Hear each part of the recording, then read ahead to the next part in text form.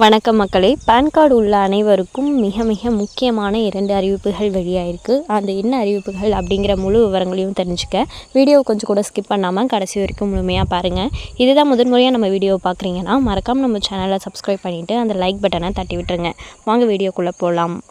Pan 2.0 திட்டத்தின் கீழ் pan என்று அழைக்கப்படும் நிரந்தர கணக்கு எண் அடங்கிய புது கார்டை வாங்குவதற்கு ஒட்டுமொத்த பேங்க் கஸ்டமர்களும் மும்முரம் காட்டி வருகின்றனர். ஆனால் குழந்தைகளுக்கான பேன் கார்டு, அதாவது மைனஸ் பேன் கார்டு பற்றி இங்கு பலருக்கு தெரியவில்லை.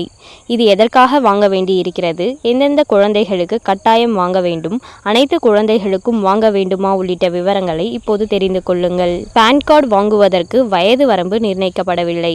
ஏனென்றால் நாமினி மற்றும் லீகல் பரிவர்த்தனைகளுக்கு உட்பட்ட குழந்தைகளுக்கு இந்த பேன் கார்டு அவசியமாக இருக்கிறது. அதாவது வங்கி சேமிப்புகள், பங்குச்சந்தை, மியூச்சுவல் ஃபண்ட் போன்ற நிதி சார்ந்த நடவடிக்கைகளின் போது உங்களது குழந்தையை நாமினியாக சேர்க்க விரும்பினால் மைனர் பேன் கார்டு கட்டாயமாகும்.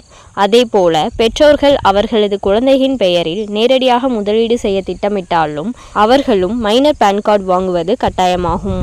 ஆகவே உங்களது குழந்தைகளுக்கு 18 வயது ஆகும் முன்பு அவர்களை நாமினியாகவோ அல்லது நேரடி முதலீட்டுக்கு உட்படுத்த இருந்தாலோ நீங்கள் முன்கூட்டியே மைனர் பேன் கார்டு வாங்கி வைத்துக் கொள்ளுங்கள். இந்த முதலீட்டு நடவடிக்கைகள் மட்டுமல்லாமல் மைனர்களின் வருமானமும் பேன் கார்டு வாங்குவதை கட்டாயமாக்குகிறது. அதாவது 18 வயதுக்கு முன்னதாகவே விளையாட்டு, நடிப்பு போன்றவற்றின் மூலம் சொந்தமாக வருமானம் பெறும் குழந்தைகளுக்கும் மைனர் பேன் கார்டு கட்டாயமாகும். அதேபோல ஸ்காலர்ஷிப் மற்றும் அரசு திட்ட நிதி பெற்றாலும் இது பொருந்தும். இது போன்ற நிதி சார்ந்த நடவடிக்கைகளில் உங்களது குழந்தைகள் இருக்கும் பட்சத்தில் இப்போதே புது பேன் கார்டை வாங்கி வைத்துக் கொள்வது நல்லது. இது அவர்களின் எதிர்கால நடவடிக்கைகளுக்கும் பாதுகாப்பான பரிவர்த்தனைகளுக்கும் முக்கியமாகும்.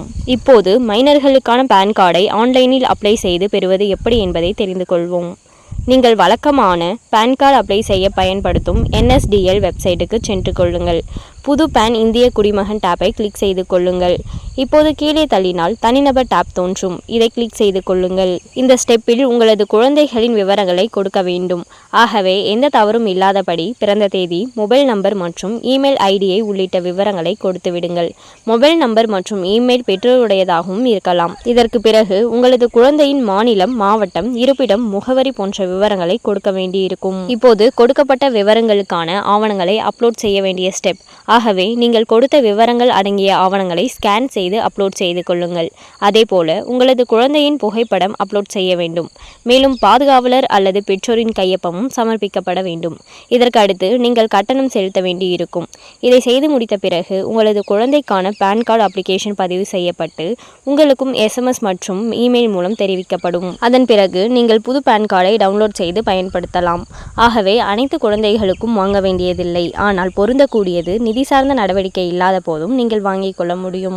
ஸோ நிறைய பேர் பார்த்தீங்கன்னா 18 வயது பூர்த்தி ஆகியிருந்தால் மட்டும்தான் பேன் கார்டு வாங்கணும் அப்படின்ற மாதிரி நிறைய பேர் நினச்சிட்டு இருந்திருப்பீங்க. ஸோ பார்த்தீங்கன்னா உங்களோட குழந்தைகள் நிதி சார்ந்த நடவடிக்கைகளில் இருக்காங்க அப்படின்ற பட்சத்தில் அவங்களுக்கு பேன் கார்டு அப்படிங்கிறது மிகவும் கட்டாயம் அப்படின்னு சொல்லியிருக்காங்க. அண்ட் மேலும் இது போன்ற அரசாங்கம் சார்ந்த அனைத்து அப்டேட்களையும் உடனுக்குடனே தெரிஞ்சுக்கணும்னு நினச்சிங்கன்னா மறக்காமல் நம்ம சேனலை சப்ஸ்கிரைப் பண்ணி பக்கத்தில் இருக்க பெல் ஐக்கானை கிளிக் பண்ணி அதில் ஆளுங்கிற ஆப்ஷனை செட் பண்ணி வச்சுக்கோங்க. அப்போ தான் நம்ம அப்லோட் பண்ணுற வீடியோ உடனுக்குடனே உங்களுக்கு நோட்டிஃபிகேஷனாக சேரும். அது மட்டும் இல்லாமல் அந்த லைக் பட்டனை தட்டி விட்டுருங்க. தேங்க்ஸ் ஃபார் வாட்சிங்.